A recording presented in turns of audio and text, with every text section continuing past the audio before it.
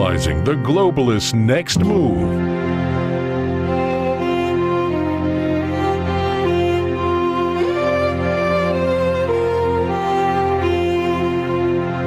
And now, the David Knight Show. And so we have no interest in the laws that we have here in the United States in terms of abortion are not directed at the women. They're directed at the killers. I fully support all of these laws, and they need to be stopped. How in the world can we say we need to have a world war because of 40 babies killed in a village, and yet we turn our back on this Holocaust that has been going on for 50 years, most of my adult life? Well, we had Lala Harris saying that protecting babies from abortion is immoral. Listen to what she had to say. After someone has survived a crime of violence to their body, a violation to their body, that they cannot have the authority to make a decision about what happens to their body next. That's right. That is immoral. That's wrong. It is immoral. Say it. Yeah, well, the problem is that baby is not your body. That's somebody else that you're doing that to. This is a woman who didn't have a problem with doing whatever she wanted to do to your body. She could tell you that you had to put a mask on your body. She could tell you that you had to lock your body away. She could tell you in a lockdown, she could tell you that you had to inject an untested genetic modification thing into your body without your consent. Stop with this my body, my choice stuff. These hypocrites, these lying murderers, and they want to lead us into another world war. You want to follow these monsters into a war? John Adams said, we don't go abroad looking for monsters to destroy. Well, guess what?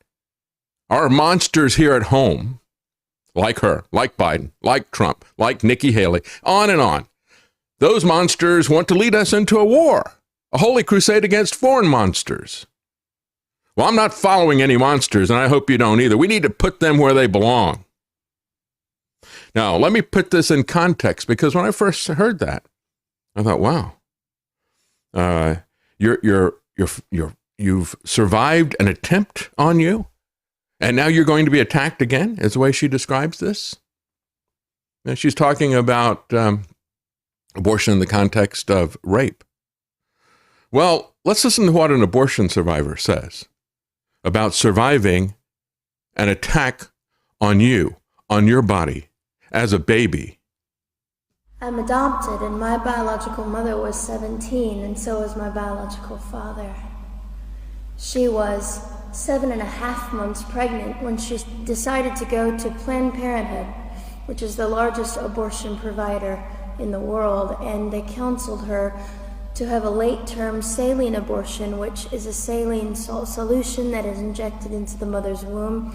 The baby gulps that solution, it burns the baby inside and out, and then she is to deliver a dead baby within 24 hours. And to everyone's great shock and surprise, I didn't arrive dead but alive on April the 6th, 1977 in a Los Angeles County abortion clinic. What's fantastic about this, about the perfect timing of my arrival, is that the abortionist was not on duty yet.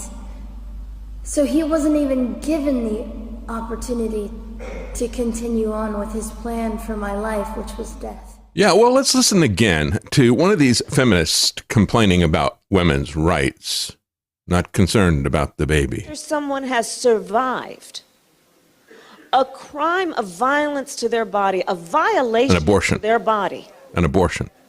Survive that abortion. They cannot have the authority to make a decision about what happens to their body next. Yeah.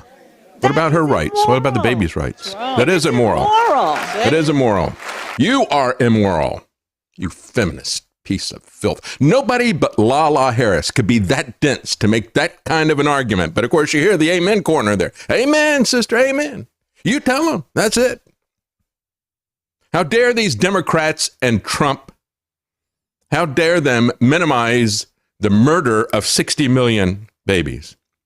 And, you know, people like Nikki Haley, who is, we need a wider war. We got to go to war with Iran. Let's get in that. No, never does she see a war anywhere that she doesn't want to get in. And, of course, she's another one of the Republicans saying, well, we're not going to do anything about abortion. Yeah, it's too harsh. It's too harsh. The guy made $70 million a year. He's killed 1 million babies. He walks about freely, or flies on his private jets, or goes on his luxury yacht, or whatever he does with that $70 million that he's made. The baby is not your body. But Lala, you supported vaccine mandates. You did that to other people's bodies. The hypocrisy of this. And I'm not saying that we don't get angry and defend babies' lives. It's just that I see this over and over again. Every headline coming out now about the Israeli-Hamas conflict. Babies murdered, babies murdered, babies murdered. Yeah, how about 60 million babies murdered? And the Republicans are running scared because the Supreme Court put the ball in their court. They don't want that. She said, and Lala says that Americans, quote, appreciate that on this issue, one does not have to abandon their faith or their deeply held beliefs to agree the government should not be telling her what to do with her body. Wait a minute. You violated people's deeply held beliefs. You violated their bodily integrity. You violated their religious beliefs to mandate the jab. How dare you, you lying piece of hypocritical filth. Lala Harris. During her own presidential run, she proposed a plan under which states with a, quote, pattern of violating Roe v. Wade, quote unquote, because she ran for president, 2020, before the Supreme Court decision. Finally, you had some people in the Supreme Court decision that read the Constitution. Wait a minute. Under the 10th Amendment, we don't have any authority to do this. Let's kick it back to the states. And yet, how many Republican candidates do you have? Virtually all of them. I think DeSantis is the only one that I've seen who says this decision belongs in the states. We can lead from the federal government, but let's not make this a federal thing again. Anyway, so that if states have a pattern of violating Roe v. Wade, were there any states that were violating Roe v. Wade? No. They all fell in line. And that's why I say, even though the federal government has no authority to make any decision one way or the other about when life begins or about abortion, that is a state decision. It's a state decision. It's not the Supreme Court's decision. The judicial branch doesn't have the power to do that. And neither does the legislative branch, and neither does the executive branch. And yet you have these people like Mike Pence and so many others, Tim Scott, Chris Christie, all of them, Trump, all of them want the government, the federal government, because they want that issue there. They don't want to save babies' lives. Because as I've told you before, even though the federal government did not have it for 50 years, we killed over 60 million babies.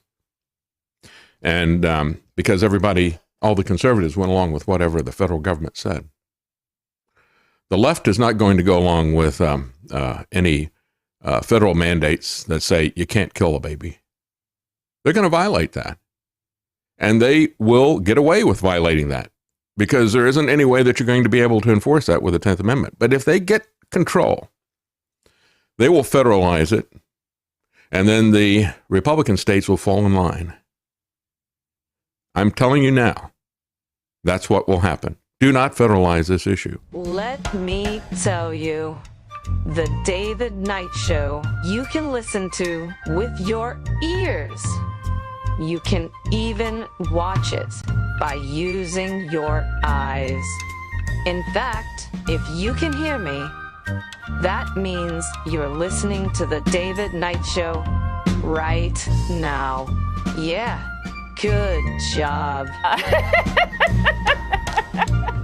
And you want to know something else?